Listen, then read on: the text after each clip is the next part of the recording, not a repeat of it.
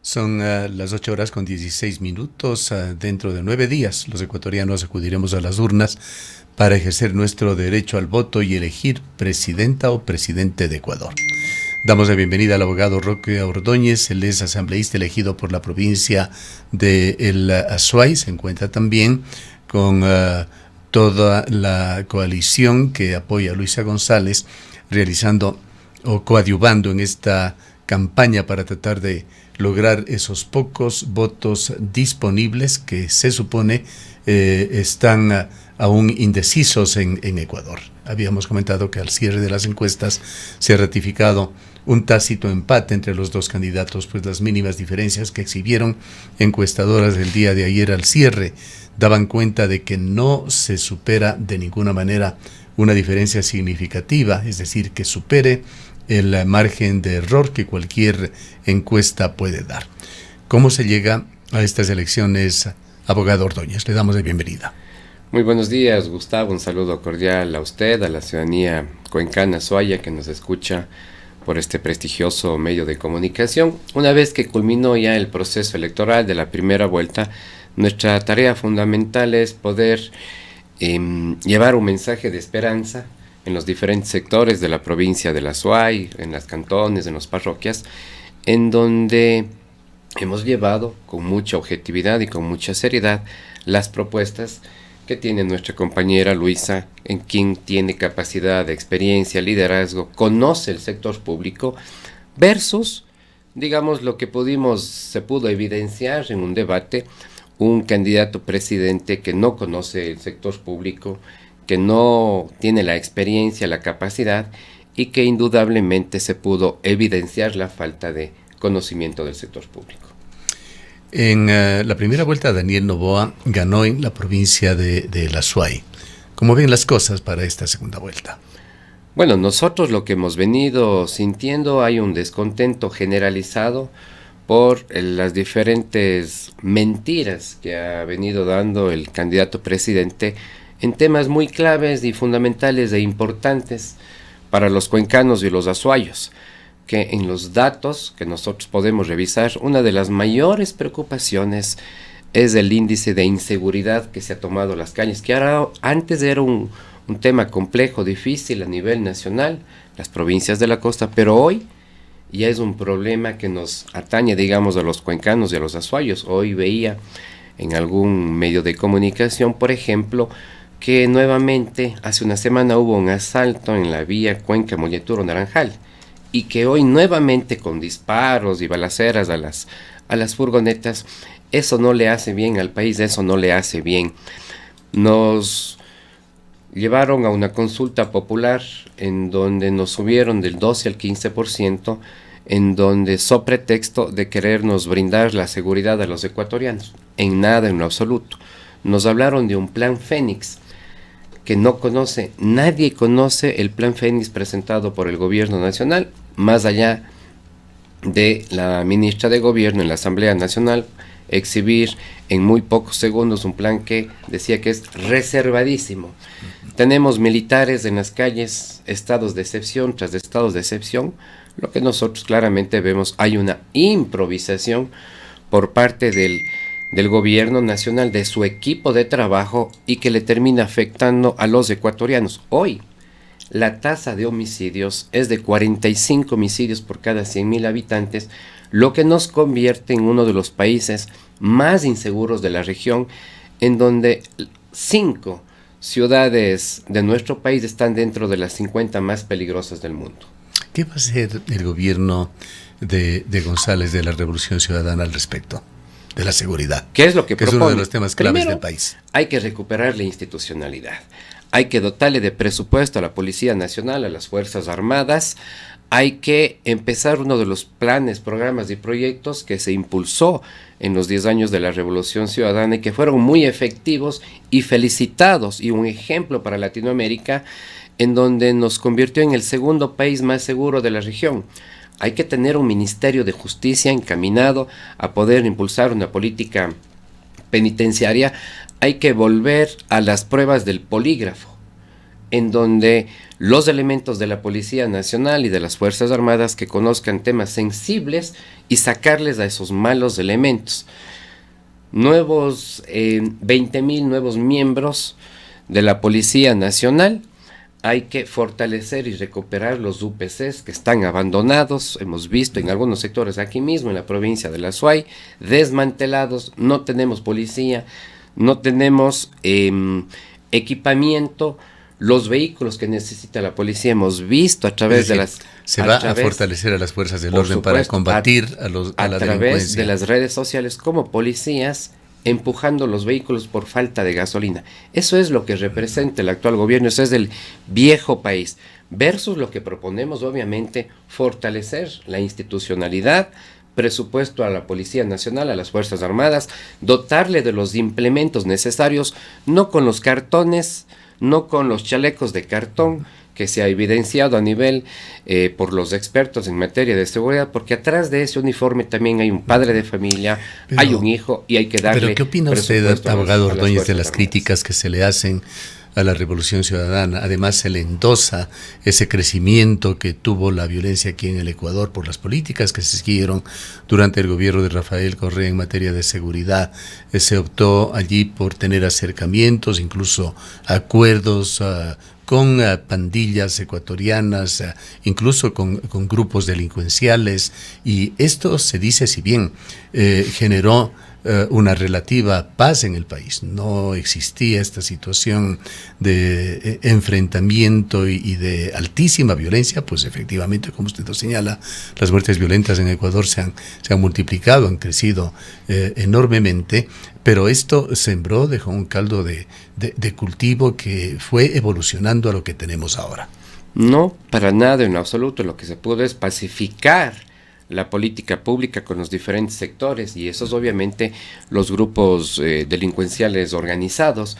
Lo que sí había era planificación, había estrategia, había gobierno, había un presidente que tenía un altísimo grado de sensibilidad por el bienestar de los ecuatorianos. Pero se volverá a utilizar esos mecanismos. Y es así, por supuesto. Conversar, dialogar con la contraparte de esta guerra, como ha sido declarada en el actual gobierno. El gobierno habla de guerra, nosotros hablamos de paz. Lo que nosotros buscamos, de acuerdo a los planes, programas y proyectos en materia de seguridad, y que tuvimos la experiencia, vuelvo y repito, de ser el segundo país más seguro de la región, en donde, por ejemplo, cuando hablamos del tema del narcotráfico que va ligado a los temas delincuenciales, la DEA, el organismo de los Estados Unidos, premió y felicitó en el año 2016 por llevar adelante una política seria de seguridad, y que hoy lamentablemente somos vistos por los ojos del mundo como un país que nuevamente ha vuelto a los temas de narcotráfico. ¿Cuál sería el camino para lograr esa paz? Para lograr esa paz, primero hay que tener conocimiento de la cosa pública, hay que tener equipo de trabajo, hay que tener experiencia y hay que tener voluntad política. Hay que volver a reconciliar el país. Durante estos últimos 8 años no podemos seguir viviendo en los antagonismos entre correístas o anticorreístas, que tanto daño nos hace. Y desde la Asamblea Nacional también hay que tener la voluntad política para poder impulsar esas normativas que terminen brindándonos la seguridad que tanto necesitamos. Ahora, el principal líder de su partido, Rafael Correa, reiteradamente en múltiples oportunidades, en tiempos recientes, ha tenido expresiones amenazantes, señalando que ya regresarán y que hay ciertos sectores, ciudadanos, detractores de la Revolución Ciudadana, que les llegará el momento de pagar. No es el momento de pagar. Yo creo que todos demandamos una justicia objetiva, acorde, digamos, a las necesidades del pueblo ecuatoriano. Nosotros respetamos... Sí, lo que voy es que no es una actitud muy conciliadora la de Rafael Correa. Como el que más. Quien va a gobernar es nuestra compañera Luisa González. Ella es la presidenta de nuestra organización política y ella será la futura presidenta. Quien va a gobernar en el país es nuestra compañera Luisa González, y quien ha manifestado, por ejemplo, que el compañero expresidente Rafael Correa que es asesor en varios países del mundo en materia económica, será su principal asesor. ¿Quién va a manejar la economía en Ecuador? ¿Se tienen cuadros? ¿Hay ya alguna idea de quién podría estar en un ministerio que se vuelve clave, el de Economía? Bueno, más allá de los nombres, hay un equipo de trabajo que compaginan entre la presidencia y el vicepresidente. Sí, refresquenos, vimos alguna nota, sí, estaba Diego Borja, estaba... me parece que Marco Flores, Fausto Ortiz y algunos más. Diego Borja, que es el actual candidato vicepresidente, que conoce y sabe en materia económica y que ya fue parte del equipo de la Revolución Ciudadana en los 10 años que en donde tuvimos un país con economía estable. Él indudablemente será uno de los personajes claves en materia económica. ¿Qué papel está jugando ahora Diego Borja? Bueno, en esta parte de planificación, cuando existe ya un programa de gobierno. En este proceso, digamos, nosotros estamos encaminados en la campaña electoral, llevándoles adelante una propuesta, hablándoles de poder fortalecer un tema trascendental que hemos visto a través de las redes sociales que buscan tergiversar, poder fortalecer la dolarización. Esa es una tarea clave, fundamental.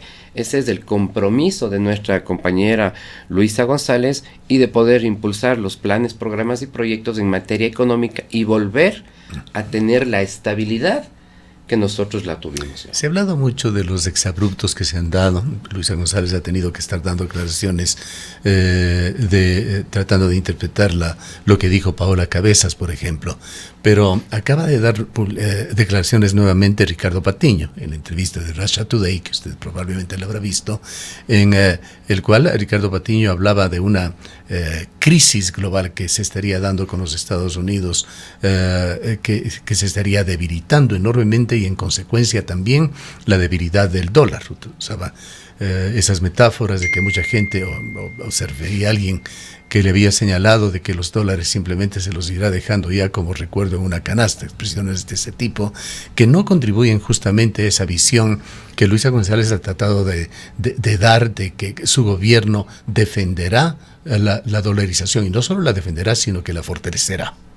Sin dudas, nuestra compañera Luisa fortalecerá el dólar. Las opiniones que ha emitido el compañero Ricardo son a título personal, no necesariamente representa la política económica de nuestra compañera Luisa, quien ha sido enfática en fortalecer la dolarización y poder llevar adelante todos los planes, programas y proyectos para fortalecer y encaminar a la moneda. Y es más, hace varias semanas nuestros compañeros asambleístas de la Revolución Ciudadana presentaron en la Asamblea Nacional un proyecto de enmienda constitucional para establecer al dólar como la moneda oficial. Lamentablemente, los asambleístas del gobierno nacional no dieron paso a una propuesta que indudablemente la impulsa nuestra compañera Luisa González.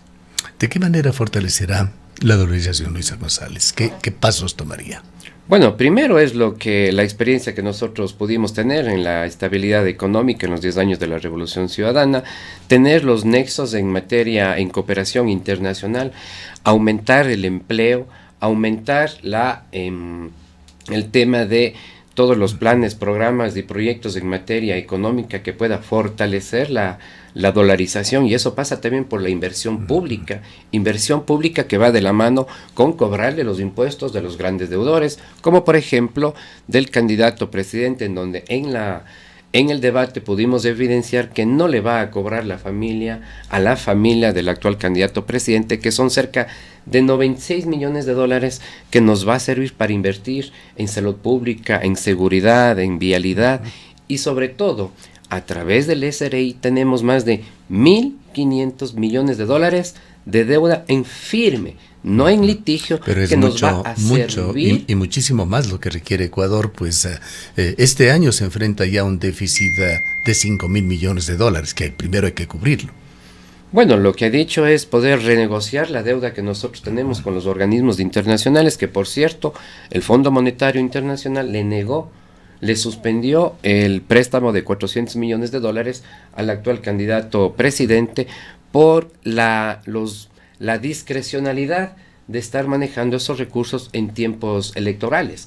lo que, vuelvo y repito, ha dicho nuestra compañera Luisa, y lo que dice lo va a hacer, de poder tener las mejores relaciones con los organismos internacionales. ¿Cómo va a hacer el gobierno de Luisa González para cumplir con ese compromiso, que es parte también del acuerdo de Tixán, Pachacuti y Revolución Ciudadana, de bajar el IVA al 12%?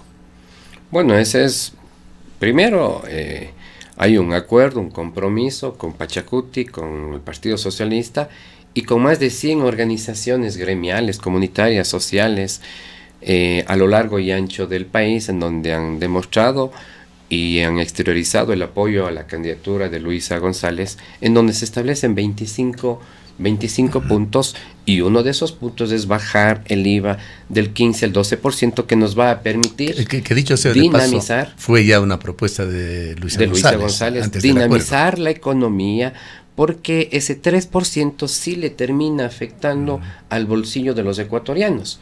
Hay que recordar lo que dijo el candidato presidente en el año 2023 en el debate, en donde nos dijo que no nos iba a subir el impuesto al valor agregado, que lamentablemente ya en el ejercicio del poder nos terminó subiendo el IVA sobre pretexto de pero seguridad. La pregunta es cómo lo va a lograr.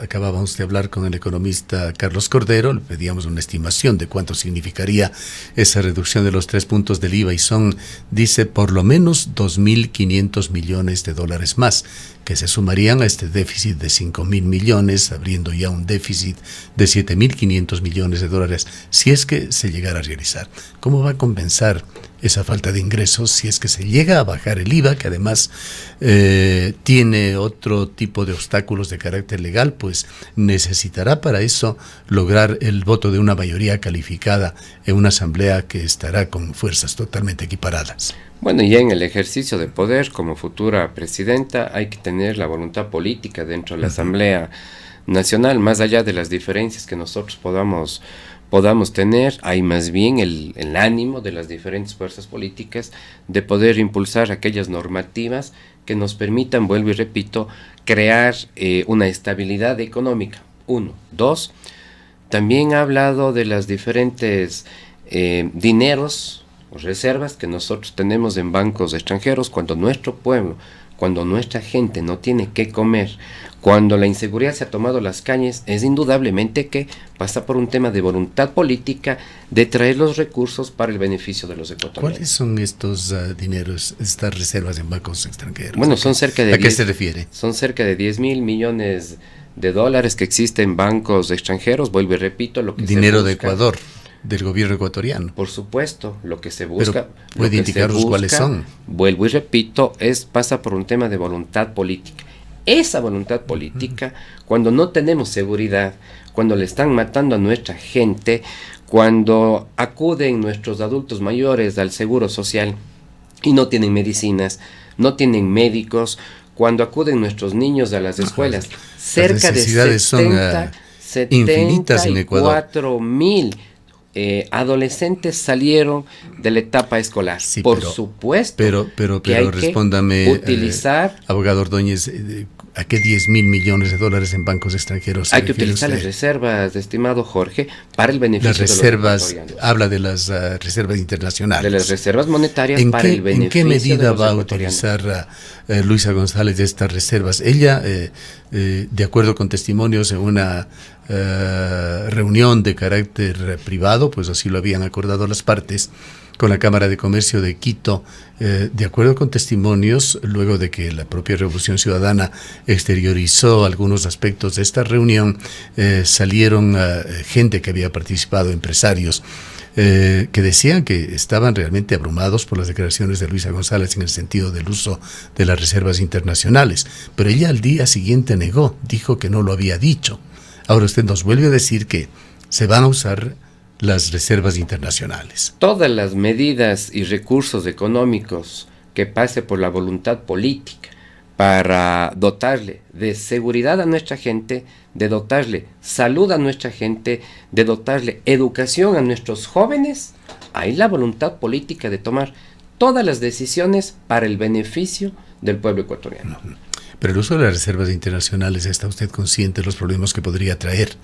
Pues allí, nuevamente, cálculos frescos, recientes, con un experto que estábamos discutiendo del tema, hay aproximadamente 55.000 millones de dólares de depósitos en los bancos. Decía incluso algo más Carlos Cordero. Se va a tomar ese dinero que es el dinero nuestro, el de los depositantes. Es el dinero de los ecuatorianos que se va a invertir en los ecuatorianos, vuelvo y repito, para una de las grandes tareas y fundamentales que nos preocupa en este momento. Es decir, se va a redistribuir ese dinero. Gustavo, cuando no tenemos seguridad, cuando le están matando a nuestras familias, por supuesto, pues tenemos que dotarle de los implementos de la Policía Nacional, de dotarle de los implementos de las Fuerzas Armadas.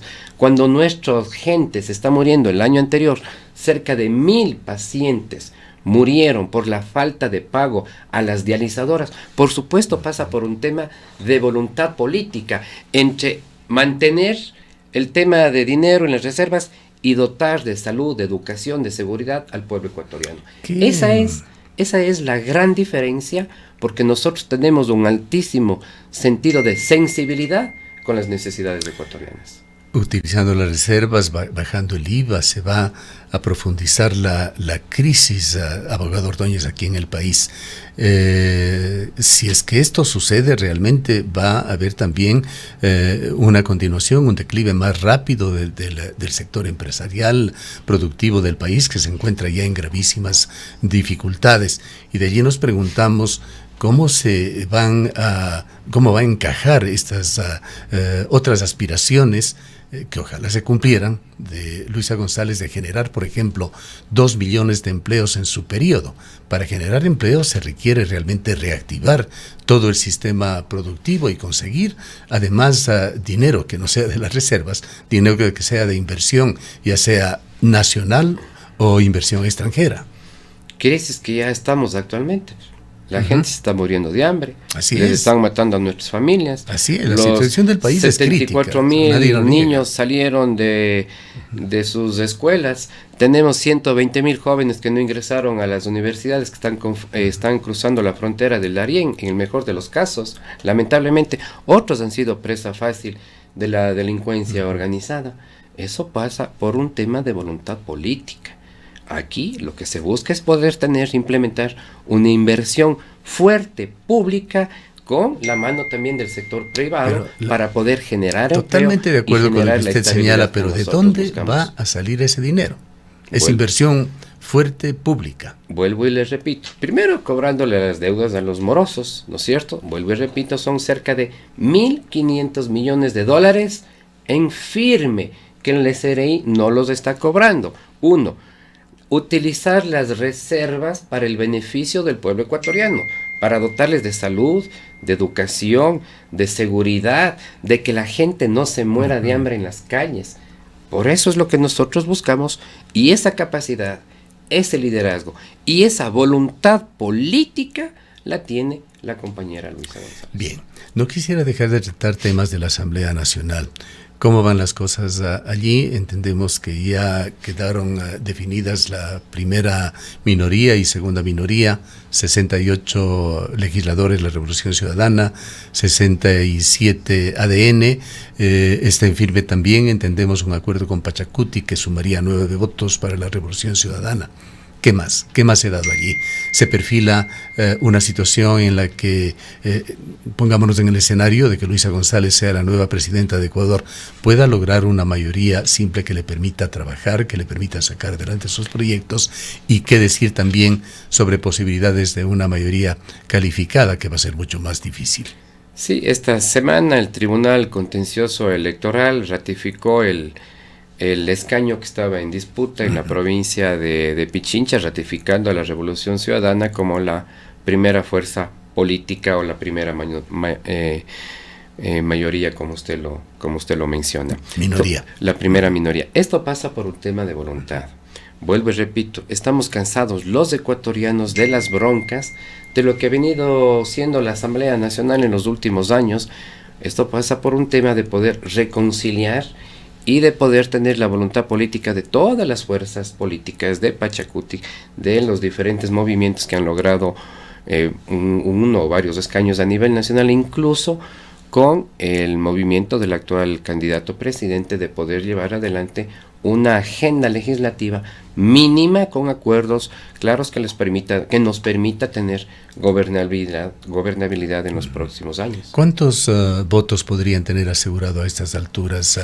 Serían los 68 más 9, pero ¿hay algo más? Es muy complicado hablar, digamos, de un número de votos, pero lo que sí podemos ver es que hay una voluntad política de las diferentes fuerzas y movimientos dentro de la Asamblea Nacional. ¿Qué pasa en cuanto a los legisladores de la provincia de La Suay? ¿Están actuando, están conversando para hacer un trabajo conjunto por los gravísimos problemas locales que tenemos y que tienen que ser afrontados de una manera corporativa por todos los legisladores para tener algo de fuerza? Sí, una vez que concluyó el proceso electoral, a partir del 9 de febrero, nosotros nos ponemos la camiseta de la SUAY. Una vez que culmine el proceso electoral, es importante conversar, sentarse con los 3 asambleístas de la otra organización política, pero no solo en el SUAY. Yo creo que es importante empezar a hablar desde el sur del país. Tema austral. Yo absolutamente hace algunos meses tuve un conversatorio con asambleístas de la provincia de Oro, de Loja, de Zamora, de Morona, de Cañar, de poder tener una gran fuerza, independientemente de las banderas políticas, porque los problemas que tenemos de conectividad, del tema de la vialidad, que es un tema desastroso en la provincia de La Suay, y ese centralismo agobiante que tanto daño nos termina haciendo al sur del país. Y ahí va a pasar por un tema de voluntad política de todas las fuerzas de las provincias desde el sur del país. Muy bien. Le agradecemos mucho por habernos acompañado. Muchísimas gracias a usted, Gustavo. Declaraciones del abogado Roque Ordóñez, él es asambleísta elegido por la provincia de La Suay por la Revolución Ciudadana.